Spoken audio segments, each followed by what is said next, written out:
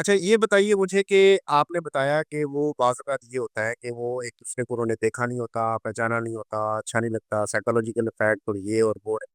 वो लोग जो लव मैरिज करते हैं, जिन्होंने एक-दूसरे को देखा भी होता है, पहचाना भी होता है, वक़्त भी गुज़ारा होता है।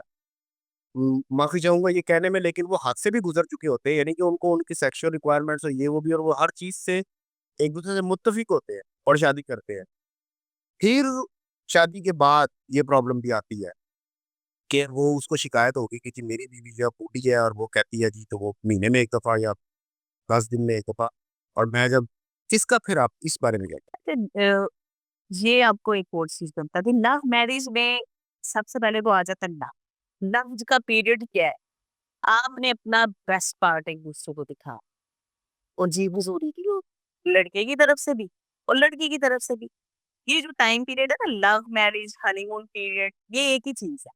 चाहे वो लव मैरिज से पहले आप कुछ कर रहे हैं या हनीमून पीरियड में कर रहे हैं, वो एक बड़ा हनीमून पीरियड क्यों कहा जाता है?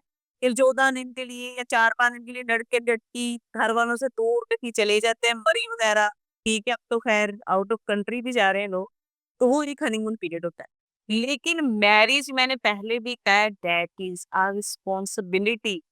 जब आप उन रिस्पॉन्सिबिलिटी की ज़द में आते हैं, तो फिर आपका वो जो माइंड है ना, वो डाइवर्ट हो लड़की का भी रिस्पॉन्सिबिलिटी की तरफ होता है, लड़की का भी रिस्पॉन्सिबिलिटी की तरफ। लड़की ने घर चलाना है, अगर वो जॉइंट फैमिली में रह रही है, तो उनका प्रेशर है, उनको खुश रखना है, उनके मुताबिक रहना है। लड़के ने भी घर में अब कमा के लाना ही लाना है। फिर उसने दोस्तों को छोड़ के बीवी के लिए घर में टाइम पे आना ही आना है। तो वो ये जो चीज़ें हैं, ये साइकोलॉजिकली इम्पैक्ट करना शुरू कर देती हैं और फिर वो मूड स्विंग्स आना शुरू हो जाते हैं। औरत का भी वो सेक्स की तरफ से मूड नहीं होगा, लड़के का अगर होगा भी तो बाज़ अगर औरत चाह रही होगी तो मर्द का नहीं चाह रहा होगा। इसलिए ये इनिशियल स्टेजेस पे ये जो होते हैं कि कंसेंट्स का या पहले तो तुम ऐसे थे, अब तुम ऐसे क्यों नहीं है? तो हम इस चीज़ को अंडरस्टैंड ही नहीं कर रहे थे कि नाउ वी आर मैरिड। पूरी ज़िंदगी हमने अब ये फैसला कर लिया कि इसके साथ गुज़ारनी है। तो ये चीज़ें फिर उसके नेगेटिव जो उसकी हैबिट्स हैं, क्योंकि वो खुल जाते हैं एक-दूसरे के सामने, वो भी सामने आने लग जाती है, फिर आप कहते हो, "ओहो! ये तो मुझे पहले पता नहीं था। तुम ऐसे भी बोलती हो, तुम्हें गुस्सा भी आता है, तुम ऐसी भी लगती हो।" पहले तो वो सब कुछ मेकअप्ड होता है, सिर्फ फेस ही मेकअप नहीं होता, पूरा आपका करैक्टर मेकअप होता है, कि आपने सोचा होता है आपने क्या बात करनी है, फिर आप वर्क कर रहे होते हो कि आपने दूसरे बंदे को किस तरह से खुश करना है। शादी हुई नहीं, हम ये कोशिशें छोड़ देते हैं। इसीलिए मैरिज साइकोलॉजिकली ही कायम रखना ज़रूरी हमें लड़के-लड़कियों को ये रोमांस को क्रिएट करके रखना जो कि बहुत मुश्किल है।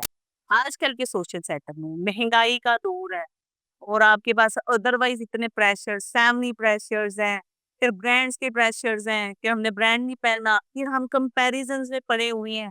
उसका घर ऐसा, मेरा घर ऐसा, वो उन उस मेरी फ्रेंड तो ऐसे रह रही है, वो क्योंकि हम हर चीज़ शेयर करते हैं। ये चीज़ें बहुत से इम्पैक्ट्स ला के तो हम लोगों को चाहिए कि अपनी जो मैरिड लाइफ है उसमें उनको ऑब्जर्व करें, थोड़ा टाइम दें। पेरेंट्स हैं अगर लड़के के या लड़की के हैं, वो लड़के और लड़की दोनों को टाइम दें। उनको स्पेस दें, घर में इन्वॉल्व होने के। अब जो लड़की 25 साल या अब तो 30-30 साल में लड़कियों की शादियाँ हो रही हैं, वो फाइनेंशियली भी कुछ ना कुछ कंट्रीब्यूट कर रही होती हैं। अब आगे वो कहते हैं, ये आते ही हमारे रंग में रंग जाए, तो ऐसा नहीं होता। स्पेस दें। इसी तरह लड़का भी है, तो वो भी बिल्कुल आपकी बेटी के इशारों पे नहीं चलेगा। उसको भी टाइम दें। एक टाइम लगता है म्यूचुअल अंडरस्टैंडिंग बन जाती है। और वो लव मैरिज में इसलिए कहा जाता है कि फ़ौरन सामने आ जाता है क्योंकि आपने सोचा ही नहीं होता कि ये भी हम वो समझते हैं कि हमें तो ये जो बंदा नज़र आ रहा है असल यही है, ये बंदी यही है। लेकिन वो इंसान बाद में ईज़ी जब होता है तो वो चीज़ें सामने आती है। तो मेरे ख्याल में यही वजह है।